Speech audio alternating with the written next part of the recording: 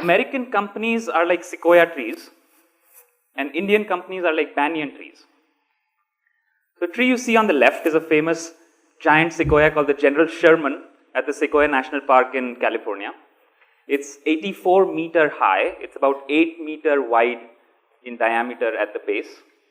It's the largest living single stem tree in the world. And then to your right is the widest tree in the world. That's the Great Banyan tree at Howrah in West Bengal in India. The circumference of the tree is more than 1 kilometer. And the tree has, it's like a mini forest. And the tree has 4,000 aerial roots that are sort of the trunk of the tree. Now, I want you to think about the top American companies that come to mind, if you take a moment. You're probably thinking Apple, Google, Facebook, Amazon, Walmart.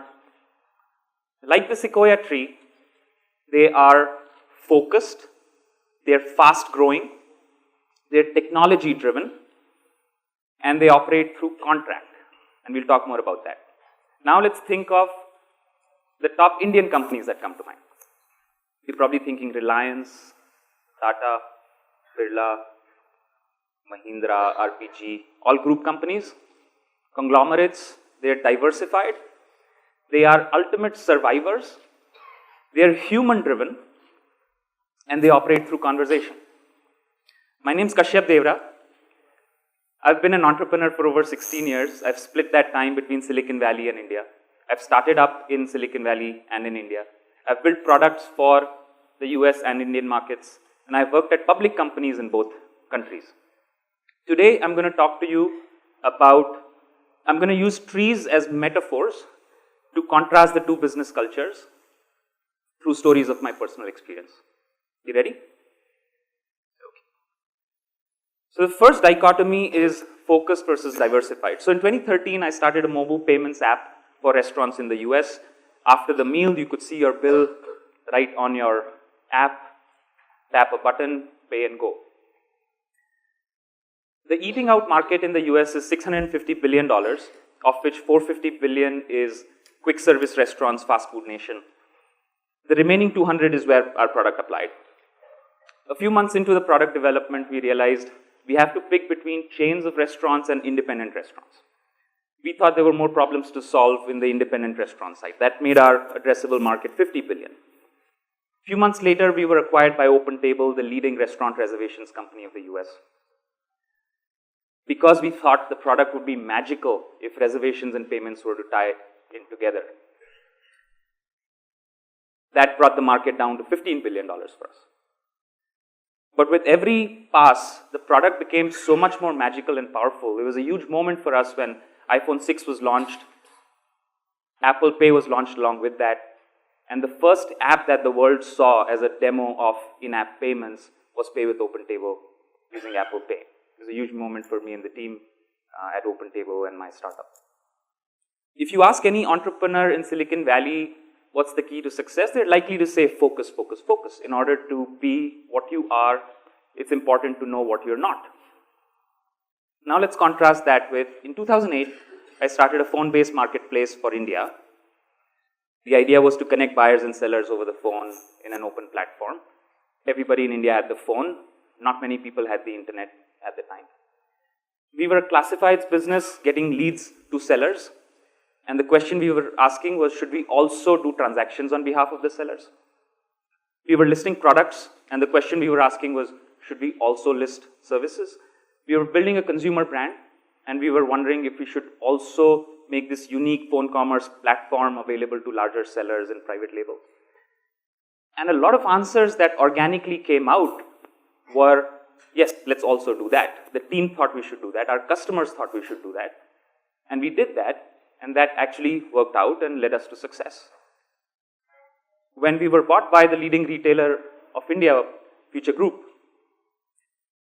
we were running the digital commerce arm of Future Group, not e-commerce. Because e-commerce does not do justice to the diversity of the vision. It was omni-channel retail, digital commerce. So if you ask entrepreneurs in India, they'd say, yes, you've got to expand, expand, expand, do more and do it fast. and diversify very, very quickly and occupy as much space as you can, like the banyan tree. Moving on to the next dichotomy. What you see on the left is a pine cone where the sequoia seeds sort of sit in the crevices of the pine cone. One giant sequoia disperses about 100,000 seeds in a year. At the end of 2 years, 2% of those seeds survive.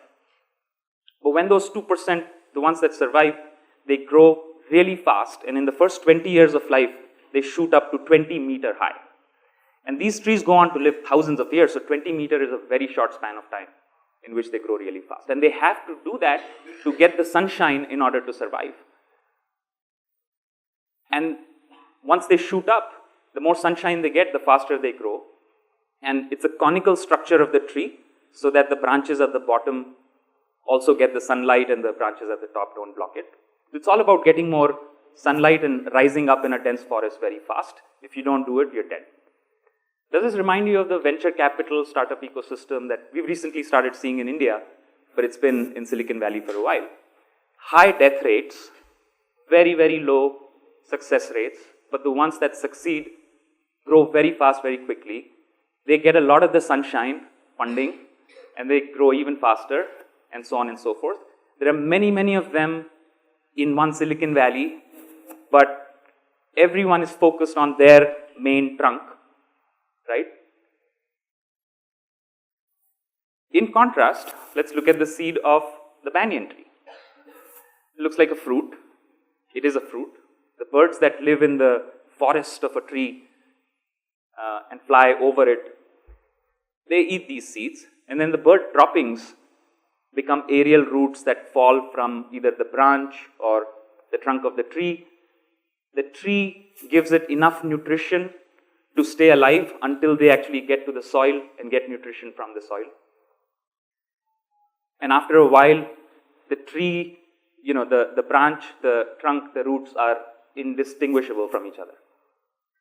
Does this remind you of conglomerates and family-owned businesses in India, where if there's any idea within the purview of a group, chances are they will give it a shot, they will give it minimal resources for it to thrive until it finds profit, it goes to the soil and is self-sufficient.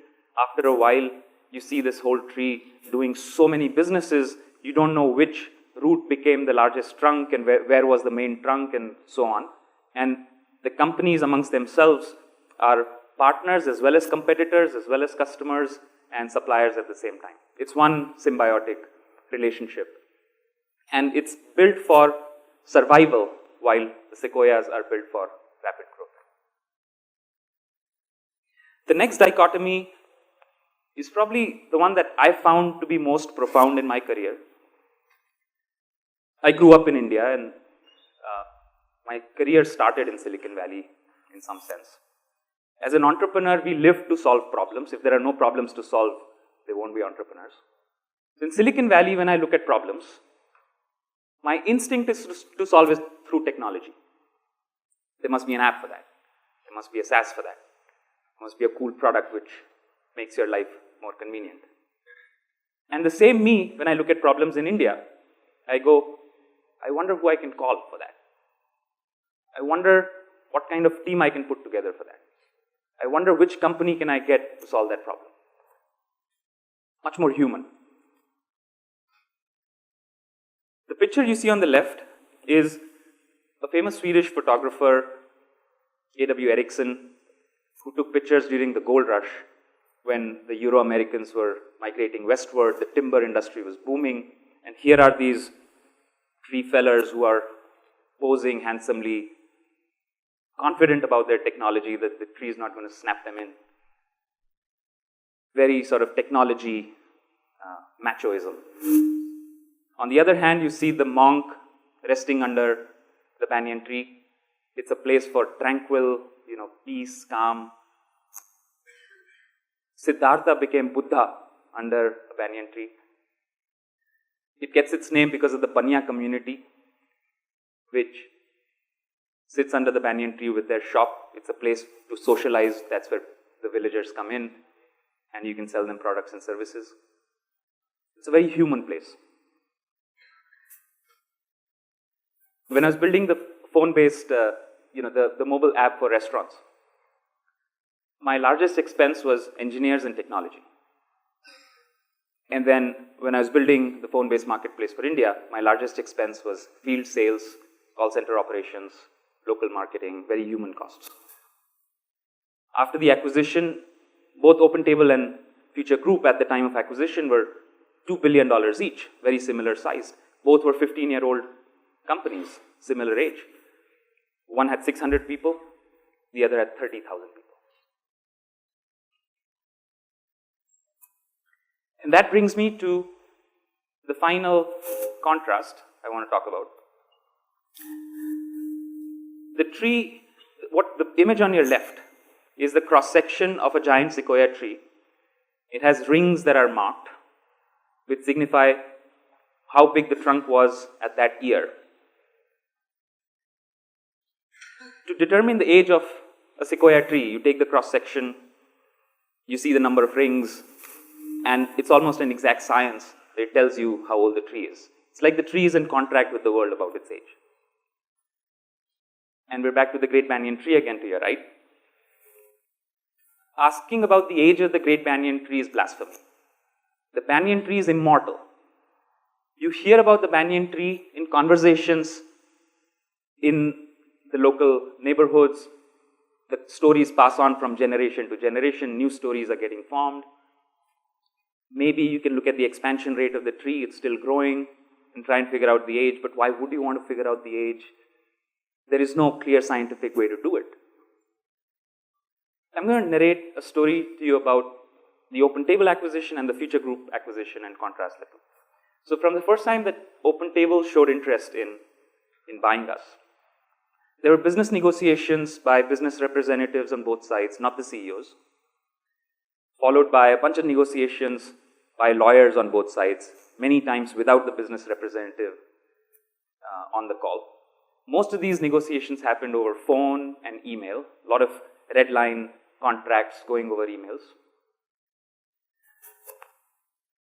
Me, the CEO of my startup, met the CEO of OpenTable for the first time when we were ready to sign the agreement. And all we spoke about was how we're going to do business together now that we're one company. The deal was as good as the contract, and we both knew it, we both trusted that, and that worked out. Now let's contrast that with when I first met the Future Group CEO, Mr. Kashyap. We had a fairly open-ended business conversation. We hit it off in that meeting, good chemistry, a little friendly banter.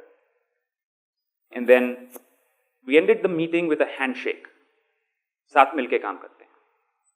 Looking each other in the eye. Let's work together. There were other people in the room who didn't understand what just happened. What did these guys just agree to, or seemed like a good meeting. Sure enough, 2 days later, a bunch of professionals were tasked with making us an offer, negotiating terms with us. That didn't go anywhere. The only time we made progress was when the two principals, the two CEOs sat together and talked about business, talked about terms. And then in the third meeting, when we were finally ready to converge on terms and do a handshake, we brought in a third person who we both trusted to bear witness to what we had just agreed to. And while we were just sipping chai, we literally noted down what we had agreed to on a 2-pager, and all three of us signed, and that was the deal. The next day, my team starts working with their team. We start doing business together. And then we, of course, went to the lawyers and said, put this on paper, make it happen. Accountants go make this stuff happen. And as things came along the way, the only progress that happened was when we actually met for a conversation. Right? So the deal was as good as the conversation. Of course, in both cultures, there's contract and conversation, but in the US, the contract seems to come first, or seems to dominate, and the other way around in India.